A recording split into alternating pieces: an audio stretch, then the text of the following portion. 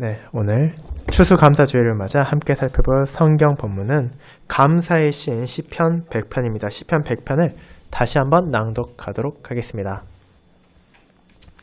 시편 100편 감사의 시. 온 땅이여 여호와께 즐거운 찬송을 부를지어다. 기쁨으로 여호와를 섬기며 노래하면서 그의 앞에 나아갈지어다. 여호와가 우리 하나님이신 줄 너희는 알지어다. 그는 우리를 지으시니요 우리는 그의 것이니 그의 백성이요 그의 기르시는 양이로다. 감사함으로 그의 문에 들어가며 찬송함으로 그의 궁정에 들어가서 그에게 감사하며 그의 이름을 송축할지어다. 여호와는 선하시니 그의 인자하심이 영원하고 그의 성실하심이 대대에 이르리로다. 아멘. 설교에는 시편 100편 4절 5절을 이어서 부르도록 하겠습니다. 사랑하는 주 예수 그리스도 안에 있는 형제 자매님들, 우리는 살아가는 동안 다양한 사람에게 혹은 다양한 집단이나 다양한 조직에 감사를 표하는 경우가 있습니다. 지금 이 순간에도 다른 누군가에 향한 감사의 마음을 가지고 있는 분들도 있을 것이며, 오늘 교회에 오는 과정에서도 가족이나 친구나 이웃, 동료와 같은 존재에게 감사하며 온 사람도 있을 것입니다. 그렇게 수많은 사람들이 나름대로 감사를 표하고 감사를 간직하고 있다는 걸 생각하면 이 감사는 너무도 쉬운 것처럼 느껴질 수도 있고 사람에게 자연스럽다고 생각하는 사람도 있을 것입니다. 하지만 참된 감사란 그렇게 자연스러운 것도 아니고 쉽게 되는 것도 아닙니다. 우리가 자신을 잘 돌이켜보면 사실 우리 안에 더 많은 자리를 차지하는 것은 감사가 아니라 불평이나 불만이기 때문입니다. 불신자를 굳이 생각하지 않고 거듭난 성도들만을 대상으로 한다 하더라도 과연 우리의 삶 전체에서 감사가 더 많을지 혹은 불만이 더 많을지를 떠올려 본다면 아마도 후자가 더 많을 것입니다. 당장 저와 여러분의 한 주의 삶을 돌이켜볼 때에도 우리는 너무나 쉽게 이웃을 향해, 동료를 향해, 가족을 향해 혹은 나 자신을 향해, 어쩌면 하나님을 향해 불평을 토하기도 했고, 왜 내가 더 많은 것을 누리지 못하는지, 왜 내가 더 편하고 더 쉽게 살 수는 없는지에 대해 토로했을 수도 있습니다. 서로 그것이 나의 입 밖으로 나오지 않았다 하더라도 나의 마음속에 그것이 자리 잡은 경험이 과연 얼마나 많았겠습니까? 그렇다면 그것이 과연 우리에게 합당한 자세입니까? 우리는 그렇지 않다는 것을 알고 있습니다. 하나님께서는 우리에게 범사에 감사라는 가르침을 주셨고 그와 같은 감사를 우리의 삶 가운데 열매로 맺어가기를 원하시기 때문입니다. 그렇게 이 명령을 정말로 진지하게 받아들이는 성도라면 우리가 어째서 감사해야 하는지 그리고 어떻게 감사해야지에 대한 생각을 당연히 하게 될 것입니다. 오늘 추수감사주일을 맞아 저는 여러분과 함께 그와 같은 감사에 대해 살펴보고자 합니다. 시편 100편에 나온 감사의 시를 통해 사실 저와 여러분 모두가 감사하기에 충분한 이유를 가지고 있으며 그 감사에서 우러나온 찬양이 우리의 범사에 멈추지 않을 수 있다는 것을 함께 고백하고 그에 따른 열매를 맺어가기를 소망합니다. 저는 이와 같이 신자와 온 땅을 향한 감사로의 부름을 전하는 시편 100편을 감사함으로 하나님께 나아가는 성도라는 제목으로 설교하며 이 시편의 흐름에 따라 우리의 감사라는 주제를 세 부분으로 나누어 살펴보도록 하겠습니다. 이를 첫 번째, 감사의 부름, 두 번째, 감사의 근거, 세 번째, 감사의 확신으로 나누어 보겠습니다. 먼저 첫 번째, 감사의 부름에 대해 알아보도록 하겠습니다. 형제자매 여러분, 오늘 우리는 추수감사주일을 맞아 이 시편 100편의 말씀을 함께 살펴볼 것입니다. 물론 여러분 중에는 이 본문이 과연 추수감사주일에 적절한 제대에 약간의 의문을 품는 분이 있을 수도 있습니다. 예를 들어 시편 65편과 같이 명확하게 한 해의 수확을 거둔 내용이 담겨있는 본문을 살펴야 하는 것이 아니냐는 생각이 드는 것도 어쩌면 이상하진 않을 것입니다. 하지만 17세기에 시작된 이 날의 기원을 생각해 본다면 실제로는 풍성한 수확의 결실이라는 현상 자체가 아니라 더 넓은 의미에서 신자를 돌보시는 하나님을 향한 감사를 기념하는 날이기에 그런 의미에서 이 본문은 사실 우리에게 합당한 본문 중에 하나입니다. 그 이유가 무엇입니까? 이는 여러분이 가장 먼저 보게 되는 시의 표제에서부터 분명하게 드러나고 있습니다. 시편 150편들은 나름대로 다양한 표제들을 가지고 있습니다. 가장 많이 나오는 것은 다윗의 시입니다. 어쩌면 여러분이 조금 더 생각해 보신다면 아삽의 시, 고라 자손의 시를 떠올릴 수 있을 것입니다. 거기서 더 나아가면 적게나마 솔로몬의 시, 모세의 시도 있다는 것을 생각해낼 수도 있습니다. 그런데 여러분은 그런 시편 150편들 가운데 감사의 시가 있었다는 것을 기억하고 계셨습니까? 이 표지를 가진 다른 시편 혹시 떠올릴 수 있으십니까? 그렇지 않을 것입니다. 감사라는 주제에 대해 다루고 있는 시는 여러 개를 찾을 수 있지만 실제 표제에서 감사의 시라고 명시된 것은 전체 시편 150편 가운데 시편 100편 단 한 개뿐이기 때문입니다. 그런 이 시의 표제는 두 가지 의미로 해석이 가능합니다. 첫째로는 한국어 성경이 번역한 그대로 감사의 시이며 둘째로는 감사 제사의 시입니다. 그리고 이는 실제로 두 가지 의미 모두를 가지고 있었습니다.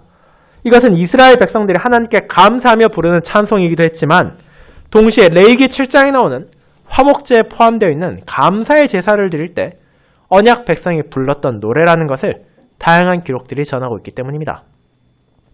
그렇게 비록 이 시가 정확하게 언제 쓰여졌고 누가 기록했는지에 대해서는 알 수 없지만 여전히 신약시대 언약 백성인 저와 여러분에게도 하나님을 향해 성도가 어떠한 자세로 나아가야 하는지 우리가 어째서 그분께 감사해야 하는지를 알려주는 아름다운 성도의 찬양 가운데 하나입니다.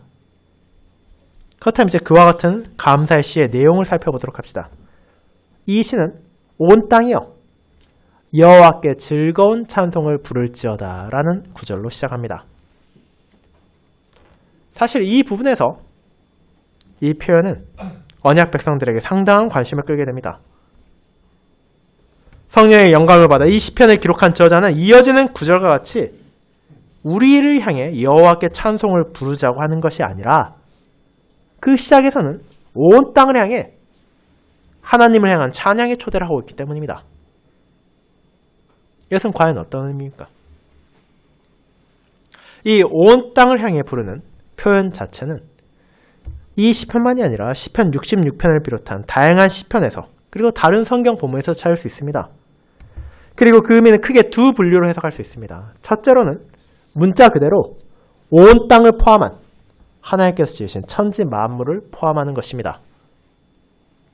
하나님께서 지으신 창조 세계는 본래 그분의 영광을 노래하고 찬양하도록 만들어졌기 때문입니다. 비록 인간의 죄와 타락으로 인해 죄로 인한 비참의 결과로 온 피조물들이 신음하고 있지만 그럼에도 그들 역시 하나님을 찬양해야 할 목적을 가졌고 오실 메시아의 사역 안에서 그들이 성도와 함께 하나님을 찬양할 날이 올 것을 알고 있기에 이 시편 기자는 온 피조물을 하나님을 향한 찬양으로 부르고 있는 것입니다. 그리고 그것이 가질 수 있는 또 다른 의미는 약간 더 좁은 범위로 열방 전체를 향한 부름입니다. 온 땅을 향해 부른다 할 때는 단순히 피조세계 전체를 통틀은 것만은 아닙니다. 종종 이 표현은 세상의 모든 민족들을 향해 쓰이며 그렇게 될 경우 구약시대 언약 백성이었던 이스라엘만이 아니라 온 세상 사람들이 하나님을 마땅히 찬양해야 한다는 부름으로 볼 수 있습니다. 이 두 가지 의미 모두 가능한 해석이며 받아들일 수 있는 내용입니다. 결국 이를 통해 시편 저자가 전하고자 하는 것은 하나님을 향한 찬송은 사실 성도에게만 제한된 것이 아니라는 것입니다. 아무리 사람들이 자신들의 소명을 부인하고 외면한다 하더라도 그분께서 주신 목적은 변하지 않기 때문입니다. 모든 사람은 천지 만물과 함께 하나님을 높이고 그분께 영광을 돌려야 합니다. 그와 같은 부름에 이어지는 표현이 그 찬송의 의미를 보다 구체합니다. 즐거운 찬송을 부를지어다. 이 표현은 원어에서 왕에게 환호하며 그 왕을 맞이하는 백성들의 기쁨의 소리를 담고 있습니다. 그렇게 이것은 단순한 찬송이 아닙니다. 억지로 끌려가서 아부를 하는 것이 아니라 자신들의 주권자를 진정으로 기뻐하며 즐거워하는 백성으로서 온 땅의 창조주이신 하나님을 모든 만물이 그리고 모든 족속이 높여야 한다는 것입니다. 그리고 그 기쁨으로의 부름이 2절에서도 이어집니다. 그분을 기뻐하는 존재는 그 기쁨으로 그분을 섬기고 노래하며 그분께 나아가게 됩니다. 물론 우리는 세상 모든 사람들이 하나님을 섬기지 않는다는 것을 알고 있습니다. 불신자들이 하나님을 찬양하지 않는다는 것도 그분께 나아가지 않고 세상의 죄악으로 향하는 것도 너무나 잘 알고 있습니다. 하지만 그들 모두가 실제로 해야 하는 것은 언제나 동일합니다. 시편 저자는 온 땅을 향해 열방과 민족을 향해 계속해서 명령법을 사용함으로써 그분을 향해 기쁨의 환상을 외치며 그분을 섬기고 그분을 노래하면서 나아가라고 명령하고 있습니다. 그뿐 아니라 이 구절에 나온 여호와를 섬기라는 표현은 앞서 불렀던 시편 2편에도 나왔던 것으로 그 문맥에서도 여호와 하나님을 대적하던 이방 나라와 군왕들을 향해 너희가 마땅히 여호와를 경외하며 섬기라고 그분 앞에 떨며 즐거워하라고 명령함을 통해 이와 같은 하나님을 향한 복종과 찬송이 선택의 여지가 있는 것이 아니라 사실은 모든 민족들이 온 땅과 그 안에 속한 모든 이들이 마땅히 해야 하는 것임을 보여주고 있는 것입니다. 동시에 1절부터 2절의 내용은 언약 백성에게는 그들의 예배가 어떠해야 하는지를 알려주는 구절이기도 합니다. 매주일 하나님의 백성들은 교회에 모여 공적인 예배를 드립니다. 그 예배의 자세는 어떠해야 합니까? 오늘 하루만 하더라도 전 세계 각지에 있는 교회에 수많은 사람들이 교회에 나와 예배에 참여하고 있을 것이지만 그들 모두가 동일한 감정과 태도로 나오는 것은 아닐 것입니다. 누군가는 부모나 가족에 의해 억지로 교회에 가서 시큰둥한 자세로 엉뚱한 생각만 하고 있을 것이고 누군가는 세상의 염려와 근심을 여전히 떨치지 못하고 걱정하며 그 자리에 앉아있을 수도 있습니다. 그 모든 것들은 우리의 결코 남의 일이 아닙니다. 하지만 시편 100편은 무엇이라고 말합니까? 예배의 본질은 하나님의 백성이 하나님께 나아가는 자리입니다. 그분의 뜻에 따라 그분의 말씀을 듣고 그분을 섬기며 그분을 찬양하고 높이는 시간입니다. 그렇다면 그 시간의 본질은 어떠해야 한다고 이 시편이 말하고 있습니까? 저자는 분명하게 말합니다. 그 시간은 마땅히 감사와 즐거움으로 가득해야 한다고 말입니다. 우리 안에 여러 가지 어려움이 있는 것은 부인할 수 없는 사실입니다. 염려와 근심이 어떻게 사람에게 찾아오지 않겠습니까? 육체적이고 정신적인 고통이 교회를 향하는 순간에도 우리 자신을 괴롭힐 수 있습니다. 그 모든 것은 구약시대에도 신약시대에도 실제적이고 우리의 현실입니다. 그럼에도 저와 여러분과 마찬가지로 우리와 동일하게 연약하고 부족했던 시편 저자는 그의 형제자매 이렇게 부릅니다. 우리 함께 기쁨으로 여호와께 나아가자고, 기쁨으로 그분을 찬양하자고, 기쁨으로 예배드리자고 말입니다. 그리고 그 기쁨이 우리의 예배를 정의합니다. 그와 같은 예배의 기쁨은 흥겨운 노래나 마음이 맞는 사람 수많은 활동에 있는 것이 아니라 하나님을 향한 감사에 있기 때문입니다. 그분께 참으로 감사할 때에만 우리는 기쁨으로 예배할 수 있습니다. 그리고 그런 감사의 기쁨으로 온 땅을 부를 수 있는 것입니다. 그것이 바로 구약시대에도 신약시대에도 그리고 오늘날에도 나타날 예배의 모습입니다.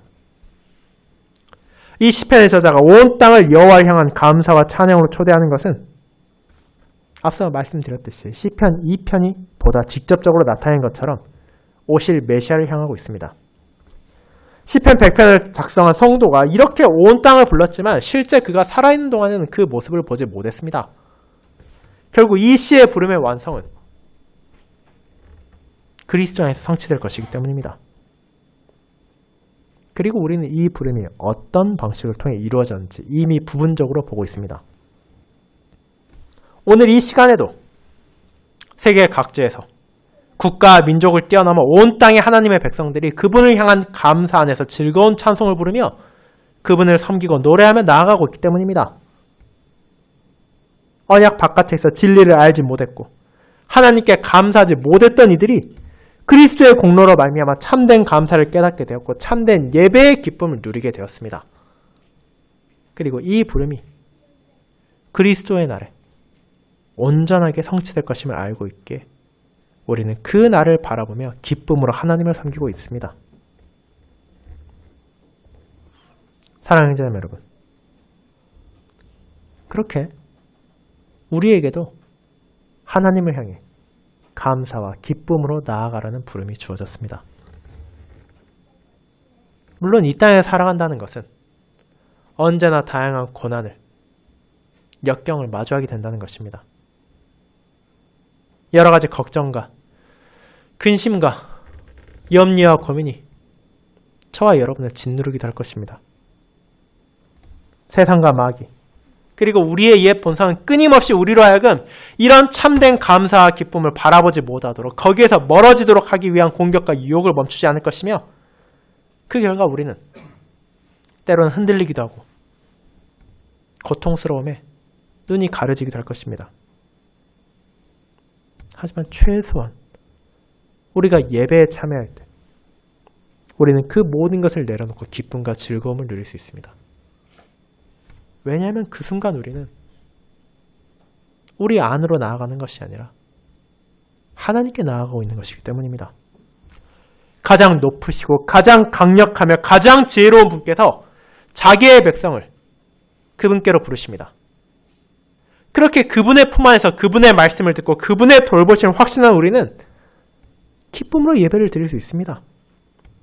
그분께서 전하시는 복음 안에서 전해지는 놀라운 은혜를 마음에 품고 그분을 향한 감사의 찬양을 부르며 남은 한 주의 삶을 그에 따른 열매를 맺으며 살 수 있도록 그분께서 우리에게 힘을 주시는 것입니다.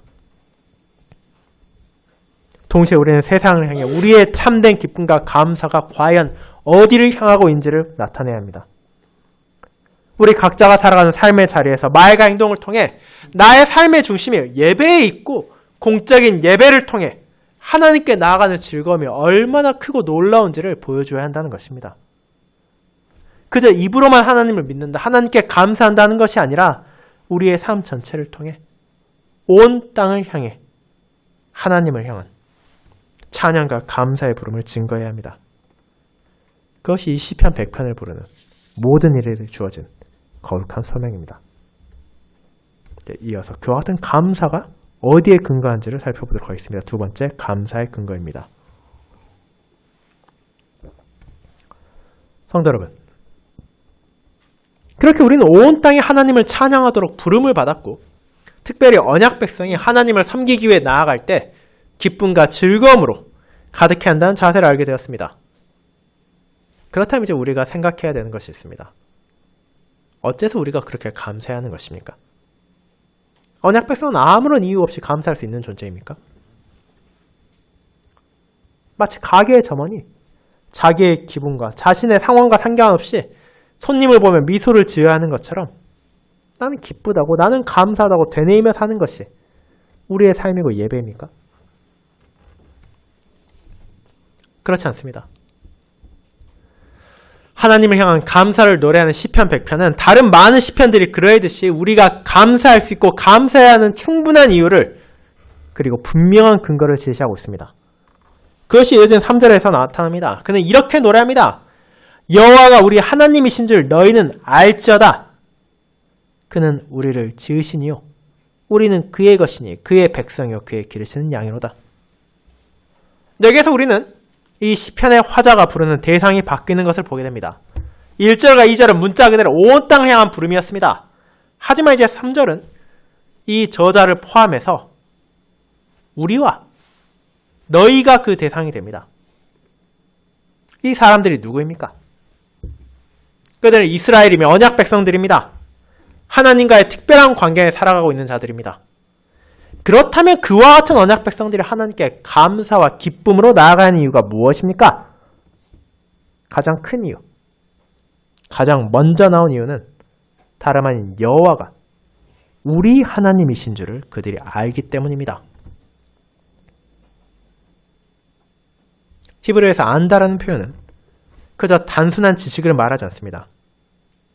그것은 관계 안에서 상대를 알아간다는 것이고 하나님이라는 절대자가 존재한다는 사실 그 자체를 인정한다는 것을 넘어 그분과의 언약적 관계 안에서 하나님의 주권과 창조주 되심을 고백하며 무엇보다 그분이 우리의 하나님이라는 사실을 깨달음으로 그분께 순종하며 그분을 높이는 삶을 살아간다는 것입니다. 언약 백성은 그 사실을 아는 자들이었고 알아야 하는 자들이었습니다. 하나님께서 출애굽 시대 그들의 선조에게 바로 그분의 이름을 여호와라는 언약적인 이름을 알게 하셨고 그분께서는 자신이 여호와라는 사실을 그분이 그들의 하나님이라는 사실을 다양한 방식으로 깨닫게 하셨기 때문입니다. 대표적으로 출애굽기에 나오는 수많은 재앙은 그저 히브리인들을 애굽에서 빠져나오게 하기 위한 방편으로만 사용된 것이 아니라는 것을 이렇게 말하기도 하셨습니다. 내게 내가 애굽에서 행한 일들 곧 내가 그들 가운데서 행한 표징을 내 아들과 내 자손의 귀에 전하기 위함이라 너희는 내가 여호와인 줄을 알리라. 출애굽기 10장 2절입니다. 그렇게 언약 백성은 그 여호와께서 바로 우리의 하나님이라는 것을 알았습니다. 그분께서 자신의 구원주라는 것을, 그분께서 자신들의 창조주라는 것을, 그들이 그분께 속해 있고 그분의 돌보심 안에 있다는 은혜를 알고 고백하는 자들이었습니다. 그리고 그 모든 것을 그들이 정말로 알게 된다면 어떻게 감사하지 않을 수 있겠습니까? 그들이 받은 모든 것은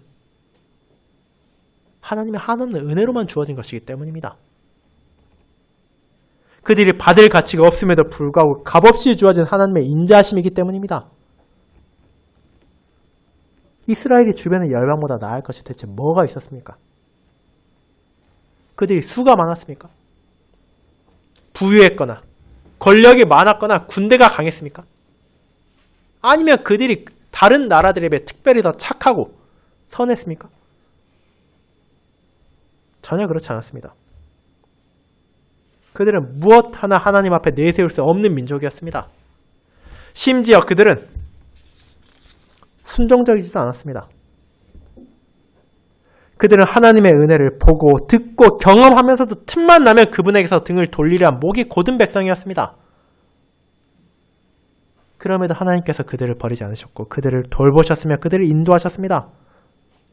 여호와 하나님께서 그들의 하나님이 되으셨고 그들을 향한 소유권을 주장하시며 그들의 주권자로 그들의 목자로 계시기에 이제 언약 백성은 그 놀라운 진리를 알아야 했고 고백해야 했던 것입니다. 그들에게 주어졌고 그들이 알아야 하는 이 은혜의 진리를 시편 100편의 저자는 자신의 형제 자매들을 향해 선포하며 그들을 찬양으로 감사로 기쁨으로 부르고 있습니다. 그런데 여기에서 특별히 우리에게 더 놀라운 사실이 있습니다. 그것은 그리스도 안에서 저와 여러분이 시편 100편의 저자가 부르는 우리에 속하게 되었다는 것입니다. 앞선 대제에서 언급했던 것처럼 우리는 원래 이방인이었습니다. 1절에는 온 땅에 속하는 자였을지 몰라도 3절에는 우리에 속할 수 없는 자들이었습니다. 하나님을 모르는 자들이었고 그분께 감사하지 않았으며 헛된 우상과 세상에 속한 자들이었습니다. 그런데 그리스도께서 그런 우리를 위해 십자가에서 자신을 내어주셨습니다. 우리를 자신의 백성으로 부르시고 자신의 것으로 삼기 위하여 가장 귀한 값을 치르셨습니다. 그 결과가 무엇입니까? 이제 구약시대의 이스라엘만이 아니라 우리 역시도 여호와를 우리의 하나님이신 줄을 알게 되었습니다. 그분이 우리를 지으셨고 우리를 소유로 삼으셨으며 우리가 그분의 백성이 되고 그분의 양떼가 되었다는 것을 알게 된 것입니다. 그분께서 나의 주인으로서, 나의 목자로서 나의 모든 삶을 주관하고 계시며 다스리시고 인도하신다는 것을 고백하게 되었습니다. 그것이 얼마나 큰 은혜이고 감사할 일입니까? 우리는 주인 없이 방황하는 양이 아닙니다. 속한 곳 없이 그저 떠돌아다니는 나그네가 아닙니다. 우리는 양의 유익을 위해 자신을 내어줄 수 있는 선한 목자의 양이 되어 그분의 돌보심 안에서 매일을 살아갈 수 있습니다. 우리가 비록 이 땅에 속하지 않았지만 하나님께 속한 자로서 그분의 나라를 향해 나아가는 나그네가 되었습니다. 그 사실이 바로 이 시편을 성취한 그리스도께서 우리에게, 저와 여러분에게 베푸신 은혜입니다. 사랑하는 성도 여러분, 그렇게 시편 100편에서 이 저자가 말하는 감사의 이유를 우리는 기억해야 합니다. 물론 우리가 하나님께 감사해야 할 다른 수많은 이유들도 있는 것이 사실입니다. 하나님께서는 저와 여러분에게 헤아릴 수 없는 풍족함도 주셨고 우리로 하여금 그분을 기쁨으로 섬기기에 부족함이 없게 하셨습니다. 하지만 그와 같은 물질적인 풍요가, 아름다운 인간관계가, 정신적인 강건함은 흔들릴 때도 있으며 사라진 것처럼 보일 때도 찾아올 것입니다. 우리가 파탄난 세상 가운데 살아가는 한 이 세상의 비참과 죄악 안에서 죄의 결과를 끊임없이 직시하게 될 때도 있을 것입니다. 그렇다면 그런 순간에는 감사하지 않아도 됩니까?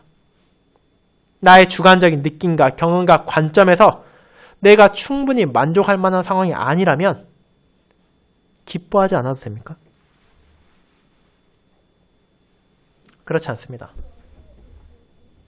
우리의 가장 중요한 감사는, 우리의 감사의 가장 핵심적인 이유는 다른 무언가가 아니라 여호와께서 우리의 하나님이시기 때문입니다. 그분께서 우리와 언약의 관계를 맺으시고 우리의 주인이, 우리의 목자가 우리의 하나님이 되어주셨습니다.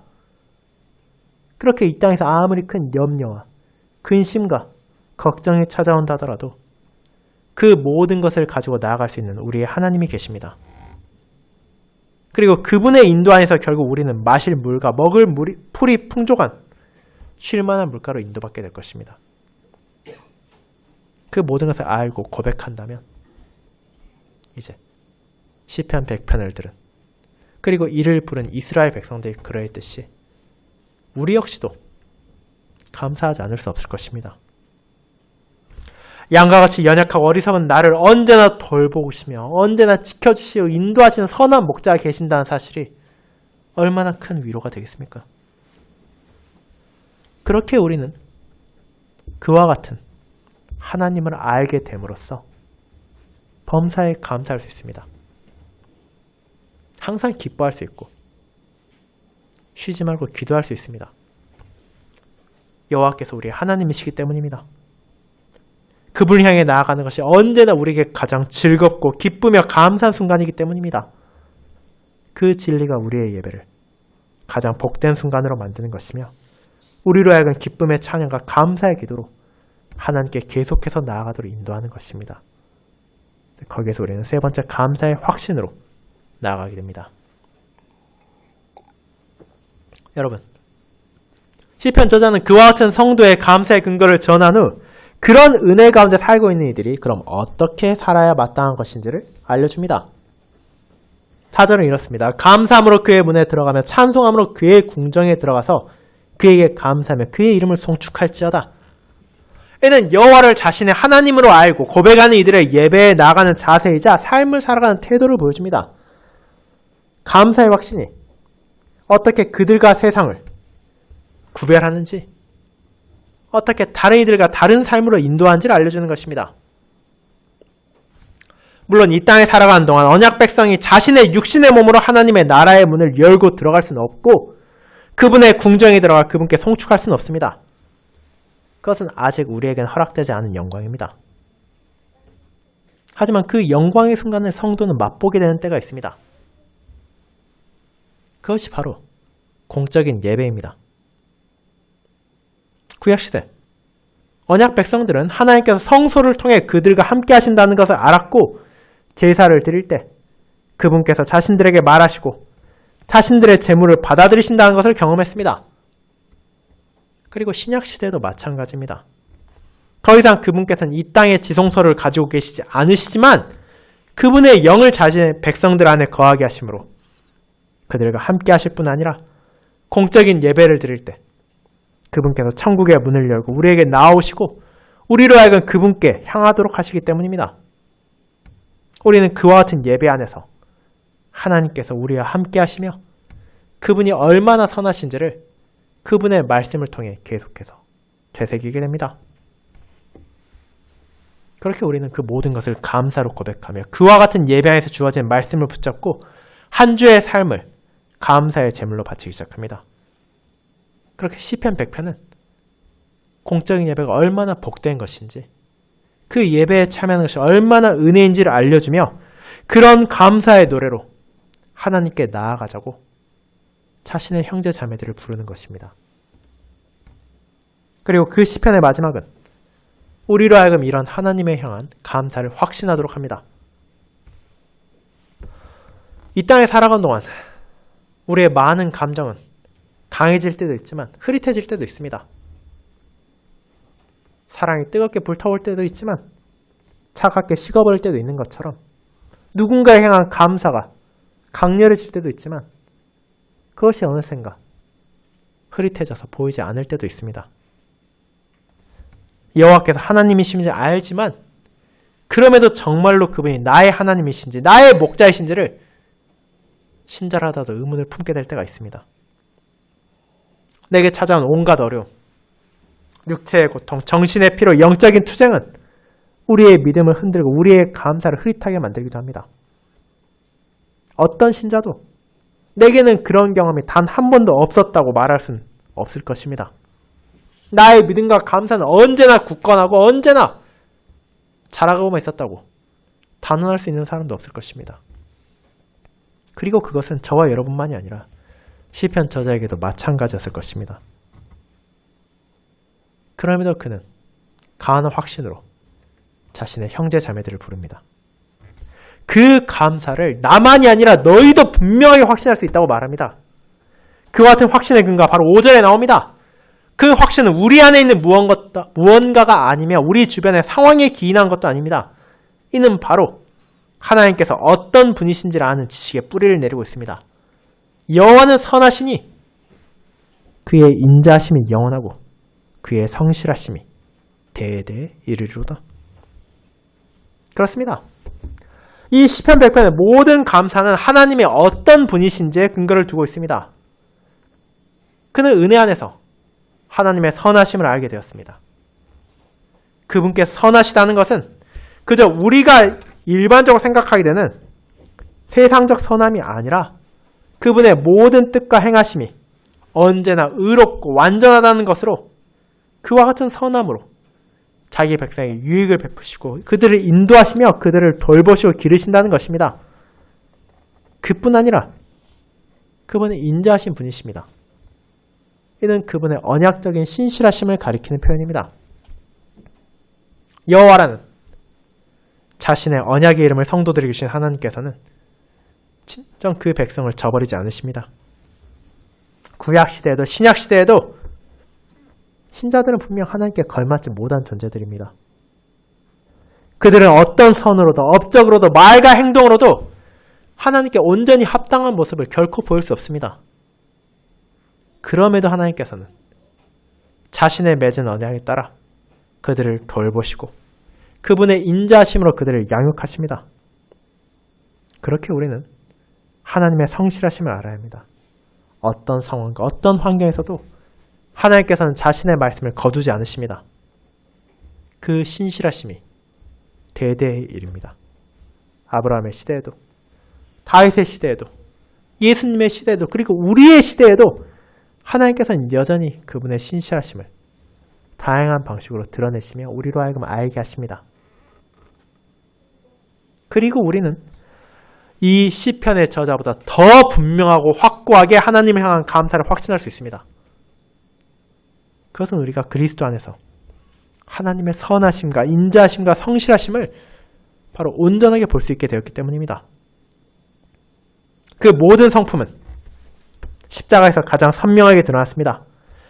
그분께서는 독생자를 아끼지 아니하시고 자기 백성을 위하여 내어주심으로 그분의 인자와 신실하심을 보이셨고, 무엇보다도 그 자리에서 나타난 공의와 사랑을 통해 세상과 다른 그분의 선함을 알려주셨습니다. 그리스도의 은혜로 말미암아 그와 같은 하나님의 성품을 알게 되었고 경험하게 되었기에 이제 우리는 그분을 향한 감사 안에서 기쁨의 찬양을 멈추지 않게 되었습니다. 사랑하는 여러분, 이제 그와 같은 감사의 확신이 여러분 안에서 자리 잡기를 바랍니다. 우리가 매주일 교회에 오고 예배에 참여할 때마다 이 시편의 부름이 우리 안에서 자라가기를 소망합니다. 감사함으로 그의 문에 들어가며 찬송함으로 그의 궁정에 들어가서 그에게 감사하며 그의 이름을 송축하는 우리가 되기를 바랍니다. 아무런 생각 없이 가족이 그렇게 하기를 원하니, 혹은 예전부터 그렇게 해왔으니 예배에 참여하는 것이 아니라 이 순간 우리가 누리게 되는 하나님과의 교통을 감사하며 또 그분께서 베푸신 은혜를 확신하며 참된 감사로 주님께 나아가는 자리가 되기를 바랍니다. 그리고 그런 예배 시간 전해지는 하나님의 말씀을 통해 그분이 어떤 분이신지를 점점 더 알아가며 그와 같은 감사의 확신이 자라가는 우리가 되어야 할 것입니다. 우리의 삶 가운데 역사하신 하나님께서, 우리를 인도하시며 우리의 주인이신 하나님께서 얼마나 선하시고 인자하시며 신실하신지를 알 때만 우리가 감사해서 기뻐할 수 있기 때문입니다. 그리고 그런 확신을 가지게 된다면 이는 우리의 기쁨을 주일 예배를 넘어 우리의 일상 가운데서 나타나게 할 것입니다. 이 세상 노래에서 참된 감사를 빼앗아가려 합니다.